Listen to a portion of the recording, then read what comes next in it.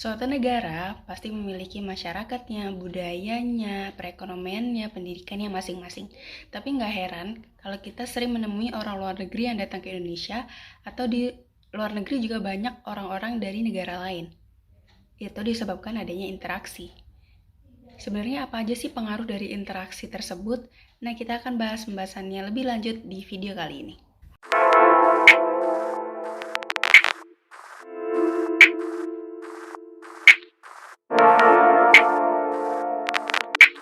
Halo, kembali lagi dengan aku Kasinta dan kita akan melanjutkan materi dari video sebelumnya.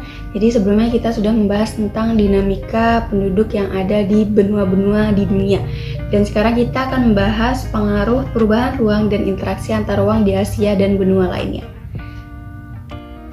Di video kali ini kita akan membahas kenapa sih negara-negara, benua-benua itu banyak melakukan interaksi satu sama lain. Padahal kita sudah memiliki sumber daya alam sendiri, sudah memiliki masyarakatnya sendiri, pekerjaannya sendiri, dan pemerintahan sendiri. Tapi tetap saja kita saling membutuhkan satu sama lain. Dan kita akan bahas satu persatu interaksi apa saja yang dilakukan oleh suatu negara atau benua satu dan lainnya. Yang pertama adalah pengaruh perubahan dan interaksi ruang antar negara terhadap kehidupan ekonomi. Jadi interaksi antar ruang ini terjadi karena adanya kebutuhan yang salah satunya adalah kebutuhan akan barang dan jasa tidak mampu diproduksi oleh suatu negara. Negara ini butuh atau ingin memasok kebutuhan tersebut ke negara yang memiliki kapasitas tersebut. Adapun interaksi ini akan memperoleh keuntungan, yaitu menguntungkan negara karena banyak tenaga kerja yang terlibat dan diperolehnya devisa dari hasil penjualannya. Sedangkan bagi negara yang dipasok kebutuhannya, keuntungannya adalah mereka bisa memenuhi barang atau jasa yang ingin diperolehnya. Di barang dan jasa tersebut itu dapat berupa barang konsumtif maupun untuk keperluan produksi, misalnya mesin-mesin industri. Yang kedua adalah pengaruh perubahan dan interaksi ruang antar negara terhadap kehidupan sosial. Kita tahu bahwa interaksi antar negara dan benua itu melibatkan manusia sebagai pelakunya. Manusia sebagai makhluk sosial akan melakukan interaksi, sehingga kehidupan sosial dapat berubah karena adanya pengaruh dan interaksi tersebut. Interaksi tersebut dapat terjadi dan saling bertemu atau melalui media komunikasi. Akibat dari interaksi tersebut, maka terjadilah perubahan interaksi di kehidupan sosial, contohnya seperti wisatawan dari negara lain yang datang ke Indonesia. Yang ketiga adalah pengaruh perubahan dan interaksi ruang antar negara terhadap kehidupan budaya. Saat ini interaksi antar ruang itu nggak hanya kita bertemu secara fisik atau tatap muka aja.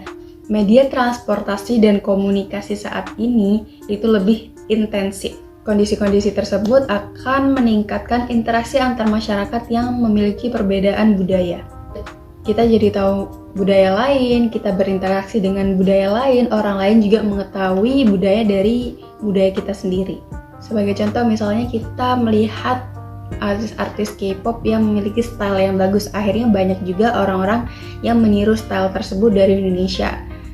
Misalnya lagi di Cina memiliki makanan yang sangat unik atau enak, akhirnya kita tahu dan banyak juga restoran-restoran Cina yang ada di Indonesia.